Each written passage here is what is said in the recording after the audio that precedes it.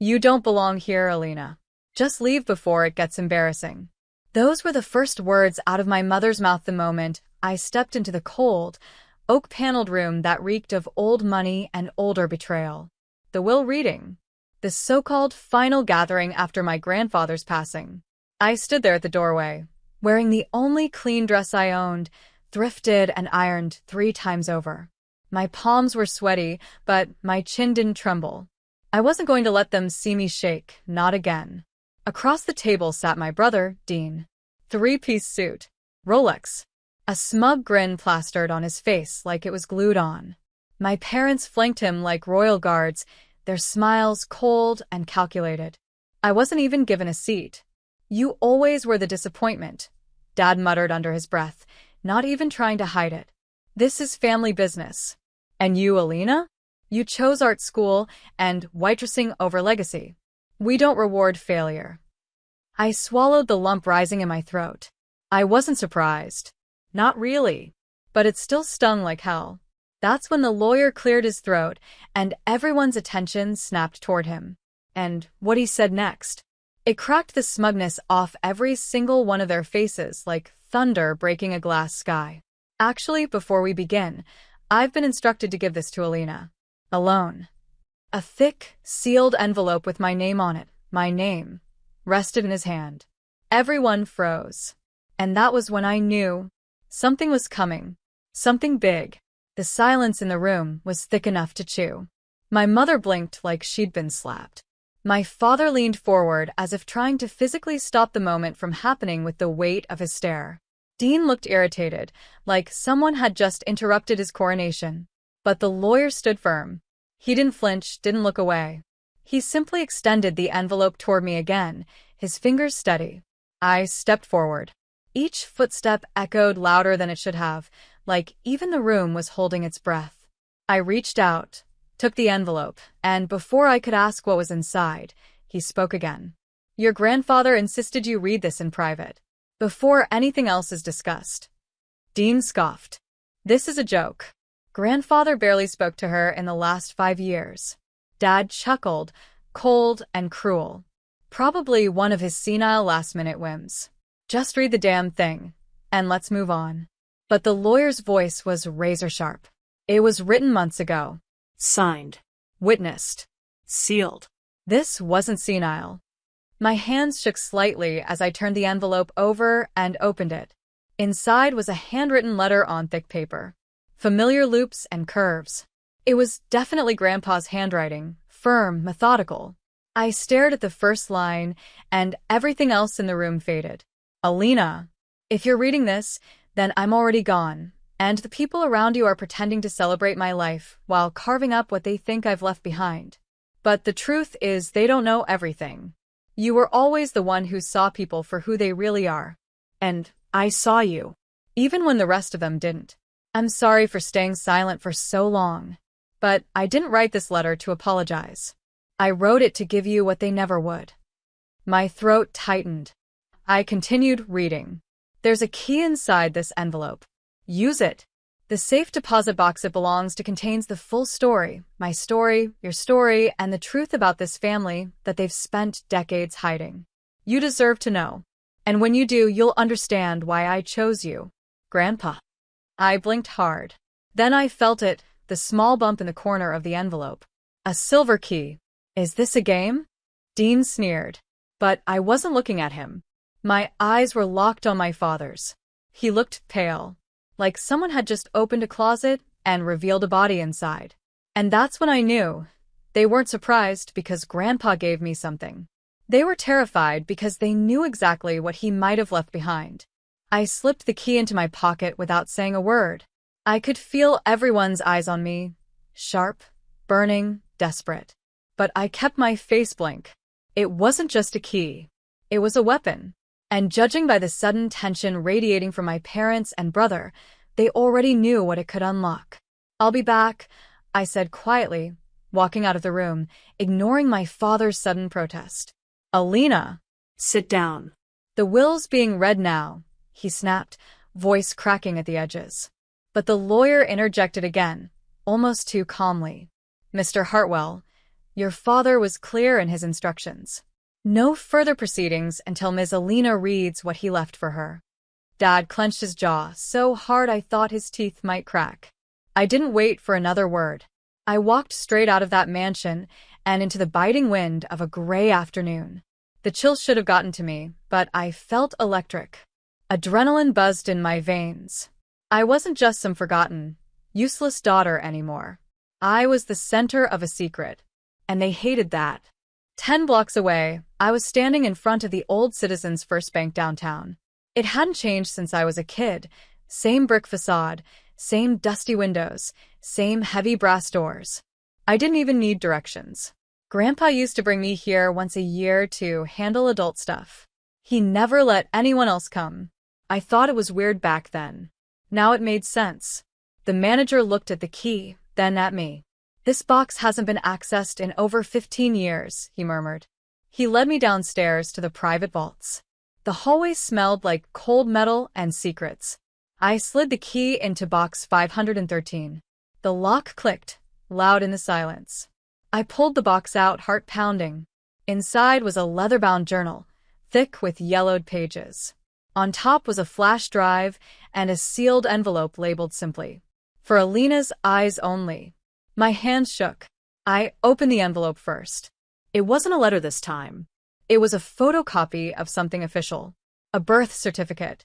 I blinked, confused, until I saw the name listed under Mother. Isabel Green. My heart stopped. That wasn't my mother's name. What the hell? Then came the note, paper-clipped to it. "What you call your parents, they lied. You weren't born into this family. You were stolen into it." That's when the world tilted. I stared at the paper, fingers trembling. I read it again and again, my eyes refusing to believe what they saw. Stolen? No. No way. But the document in my hands didn't lie. It listed my name, Alina Green, not Hartwell. My birth date matched. But the parents listed? Total strangers. Isabel Green and Thomas Green. Who were they? I yanked the flash drive from the box and shoved it in my coat pocket. My heart was pounding like a drum in my throat as I opened the journal. Page 1. Grandpa's handwriting. "Alina, if you're reading this, then the truth is out. You weren't born a Hartwell. You were taken from the Green family after your mother died. My son, your so-called father, was desperate to give his wife a child after years of infertility. He knew Isabel from college. She died giving birth to you. You were supposed to be protected, but instead, they took you. Without consent. Without truth." My knees buckled, and I slumped against the cold vault wall. I felt like I was going to throw up. All those years of feeling like I didn't belong, of being told I was a failure, that I was never one of them. It wasn't in my head. It was real. They knew. They always knew. And they raised me anyway like a stray they never really wanted. Just a placeholder until Dean was born. A pawn. A cover-up. I flipped the pages furiously. Grandpa had detailed everything, court documents never filed, witness testimonies, a private investigator's report he commissioned behind my father's back. He even wrote about how my birth father, Thomas, died in a car crash 2 years after I was born, leaving no one to fight for me. No one but Grandpa, who discovered the truth too late. And now he was gone. But he'd left behind his truth and power. And something else. On the last page. Box 2 is the nail in their coffin. It's in your name. The bank across the street. You'll need ID. I couldn't breathe. I had no idea what was in box 2. But whatever it was, they were terrified of it. I left the vault with my face pale, my chest tight, and my steps faster than my thoughts. My mind was spinning. A stolen identity, a hidden legacy, and a second box that could blow this all open? My so-called family didn't just steal my life. They built an empire on a lie.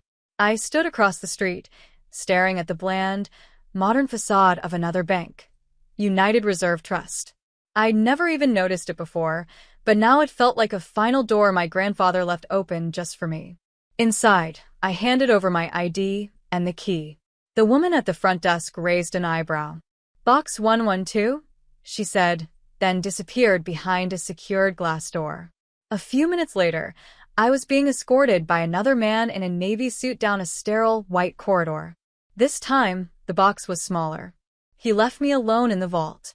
I turned the key. A soft click. The lid creaked open. And there, resting inside on black velvet, was a manila folder with thick legal documents. On top of it all was a single sheet of paper, handwritten.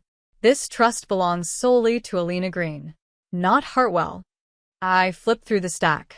There were stock certificates, property deeds, company shares, a breakdown of a private trust fund valued at $7.8 million, all set aside for me. My stomach twisted as I realized what I was looking at. My grandfather hadn't just exposed the truth. He'd taken action. This trust had been sealed for years, accumulating interest, acquiring real estate, quietly building power, and now it all legally belonged to me. It was quiet vengeance, the kind that doesn't scream, it destroys. I leaned against the wall, my breath shaky. Tears threatened to fall, but not from sadness. From relief. From validation. From the knowledge that I wasn't crazy. That I mattered. That someone saw me and chose me. Then my phone vibrated. Unknown number. One message. What did you take from the bank? My blood ran cold. They knew. My fingers clenched around the phone. That message, it wasn't a question. It was a threat. They knew I went to the second bank. They were watching. I didn't respond. I deleted the message, powered off the phone, and shoved it deep into my bag. My heart thundered in my chest like warning drums. I wasn't safe. Not anymore. I tucked the folder under my coat and stepped back out into the cold afternoon. The sky had darkened slightly, like even the weather was holding its breath. I needed to think. I needed to be smart. I took the long way home, kept my head down, eyes alert. By the time I reached my tiny apartment above the bookstore, the sun had dipped below the skyline. I bolted the door, double-checked the locks, then laid everything out on my kitchen table, the journal, the trust documents, the birth certificate, and the flash drive. The flash drive. I slid it into my laptop with trembling hands. A single video file. I clicked.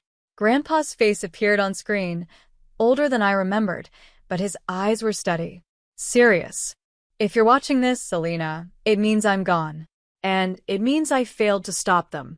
Your father, James Hartwell, was my biggest shame. I tried to fix him. I gave him the company, the name, everything. And he repaid me by stealing you. He sighed, deep and tired. Your real mother was a good woman. My son met her during college, got close, got her pregnant. When she passed, he didn't grieve. He saw an opportunity. Your grandparents on her side tried to find you, but they were silenced, paid off, threatened. I found out too late. His voice cracked. I stayed quiet at first because I thought I could fix it from inside. I thought if I showed you love, it would balance the hate. But your father always made sure you felt like a stranger. I'm sorry, Alina. I am so sorry. That trust one left you. It's just the beginning. You're stronger than all of them combined. Use what I've given you. Expose the truth. Take what's yours. The screen went black. I sat in stunned silence. It wasn't just validation. It was fuel. A spark. And then came the sound that sent ice crawling up my spine. Bang. A fist slamming into my front door. Alina. Open up. Dean's voice called through the wood. We need to talk. I didn't move. Then another bang. Harder this time. Now. I backed away slowly. He wasn't alone. I could hear another voice outside, Dad's. That's when I realized. They weren't asking. They were coming for war. My breath caught in my throat. Alina. Dean's voice thundered again. He was no longer pretending to be the charming heir. He sounded like a man cornered, desperate, dangerous. I stayed completely still. Then came the rattling of the door handle. Twisting. Yanking. They were testing whether I'd left it unlocked. Click. The deadbolt held. I slowly backed toward the hallway, every instinct screaming at me to run. But I didn't. I wouldn't. They wanted me afraid. They wanted me to crack. But I wasn't the scared, silent daughter anymore. I don't know what your plan is, Dad called out suddenly, his voice like ice through the wood. But if you release anything from that vault, you'll destroy this family. Your family. My family? The audacity nearly made me laugh. They stole me, lied to me, broke me down for years. And now they were using family as a leash? I stepped forward until I was just inches from the door, then spoke loud and clear. I wasn't your family the day you decided I was only useful as your cover story. Silence. Then Dean's voice, closer now. What did he leave you, huh? Some sob story about your dead mother? You think people are going to care? No one's going to believe the bastard daughter of a waitress over the Hartwell legacy. I smirked. My hands were still trembling, but the fear was gone now. I had truth. They had power, sure. But the ground under their empire was cracking, and they knew it. You should leave, Dean, I said. Before you embarrass yourself. A pause. Then bam, he kicked the door once. Twice. I flinched, but it held. Then nothing. Silence again. I waited, barely breathing, until I heard their footsteps retreating down the stairwell. They were gone for now, but I knew they'd be back. And next time, they wouldn't knock. That night, I didn't sleep. Instead, I stayed up reading every line of the documents. Every clause. Every loophole. Every page of Grandpa's journal. By morning, I knew what I had to do. I wasn't just going to expose them. I was going to burn their masks down to ash and walk through the smoke with my name finally clean. I didn't run. Not anymore. The moment Dean and my father left my door, I started moving fast. I scanned every page of the trust, the birth certificate, Grandpa's journal, and his signed video confession. Then I sent copies to a lawyer friend of mine from school, Layla, who worked in estate litigation. She called within an hour. Alina, you own 47% of their company now. And with the other shareholders Grandpa named, they don't even hold majority anymore. I froze. And there's more, she added.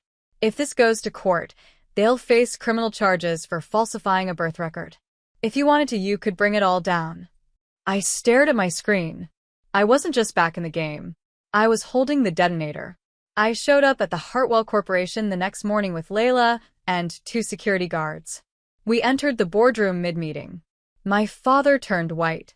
Dean stood and laughed. You're not welcome here. I dropped the file on the table. Grandpa's trust. The shareholder transfer. The DNA results confirming I wasn't biologically theirs. And most importantly, proof I now held controlling interest. You're done, I said, locking eyes with my father. I'm not asking for a seat. I'm taking the one that's mine. Security escorted Dean out after he lunged at the papers. My father sat there in stunned silence, hands trembling.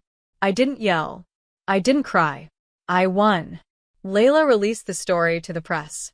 Stolen daughter takes back legacy. Hartwell family exposed. It hit like an earthquake. I watched the chaos unfold from my tiny apartment as everything they built on lies began crumbling. Corporate sponsors dropped them. Their legal team resigned. Investigations opened. Dean tried denying it until receipts surfaced. My mother gave a tearful, rehearsed apology on TV. I didn't even flinch. They tried to reconvene the original reading a week later, pretending nothing had changed. I walked in last, holding the final piece Grandpa left in Box 2, a signed amendment to his will, naming me the sole heir. The lawyer read it aloud. My parents' faces collapsed. This can't be real, my mother gasped. It's real, the lawyer confirmed. Mr. Hartwell ensured it was airtight. Everything, the estate, the company shares, the properties shifted to my name in one sentence. And I didn't smile. I just stood. Quiet. Calm. Complete. As I left the mansion for the last time, my father followed me outside. You destroyed us, he spat. No, I said quietly. You did that the day you stole me. I just finished the story. He reached out, but I stepped back. You told me I'd never be good enough, I whispered. But I was never yours to break. I walked away. For good. I legally changed my name to Alina Green. I sold the mansion, restructured the company under a new name, and set up a foundation for foster kids and orphans in my mother's name, the Isabel Green Fund.